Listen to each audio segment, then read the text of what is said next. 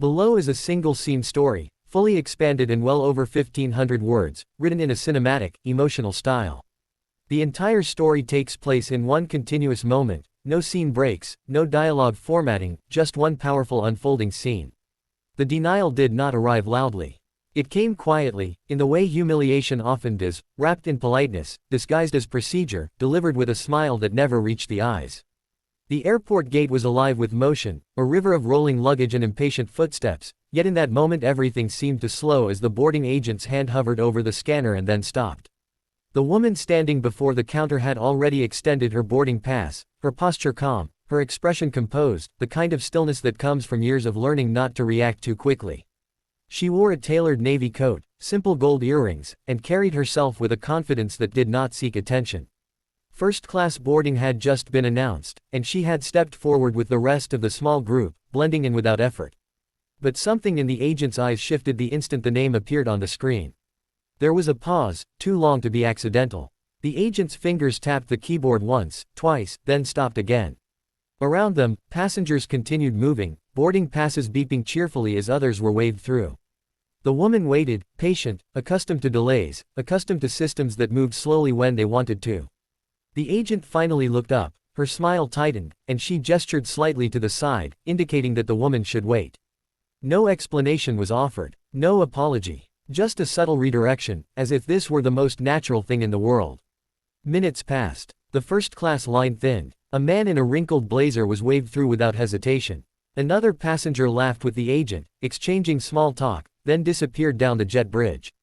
The woman remained standing to the side, her boarding pass still in her hand, the unspoken question hanging in the air. She glanced at the screen behind the counter, which still read first-class boarding in bold letters. She checked her pass again, not because she doubted it, but because she had learned that sometimes people needed proof repeated twice before they believed it. Finally, she stepped forward again, gently placing the boarding pass on the counter. The agent's eyes flicked down and back up, and this time the smile vanished completely. The agent said something brief, something rehearsed, something about a seat reassignment, and a system issue, her tone clipped and final. The woman listened without interrupting, her face unreadable. Around them, a few nearby passengers slowed, sensing tension the way animals sense a change in weather. A man behind her frowned. A woman clutched her purse a little tighter.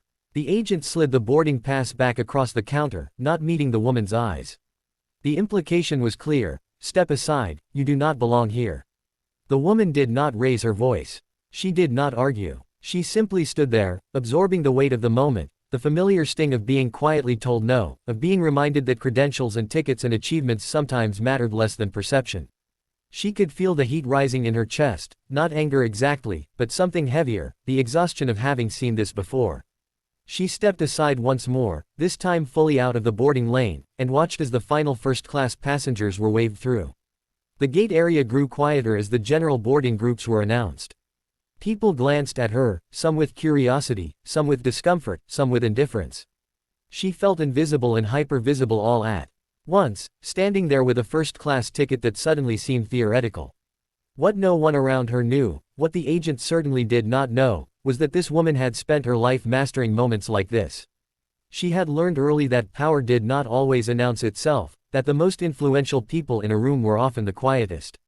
She had built a career not on loud declarations but on precision, on preparation, on knowing exactly when to act. The airport noise washed over her as she reached into her coat pocket and withdrew her phone, her movements unhurried.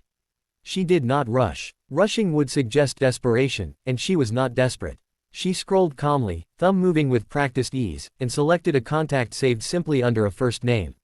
The phone rang once, then twice, then connected. She did not step away. She did not lower her voice. She spoke softly, efficiently, relaying facts without embellishment: the flight number, the gate, the boarding issue. Her expression remained composed, but her eyes were sharp now, focused. Whatever was being said on the other end caused her to nod once, slowly, as if confirming something she already knew.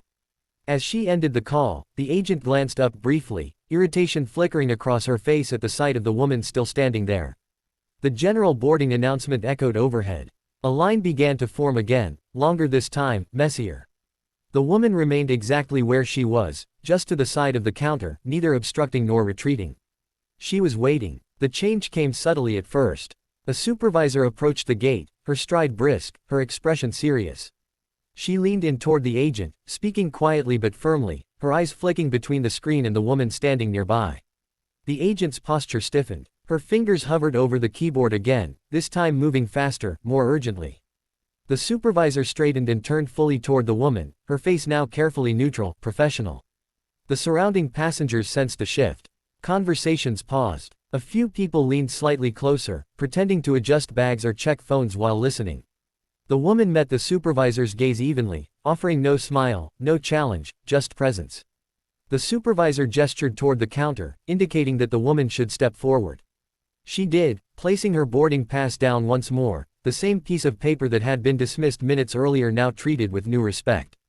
The supervisor scanned the pass herself. Her expression changed, not dramatically, but enough.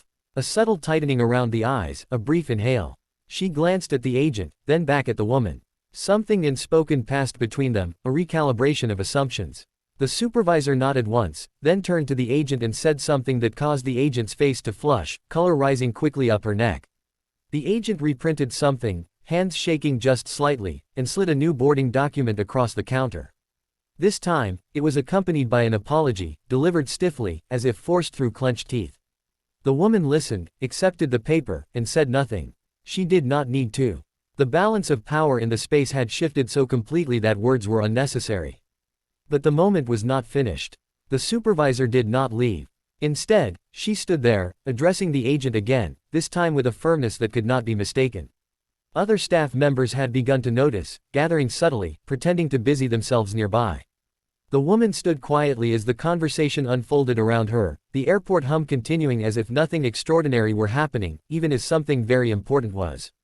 The supervisor gestured toward the jet bridge, then toward the agent's terminal. The agent nodded repeatedly, her earlier confidence gone.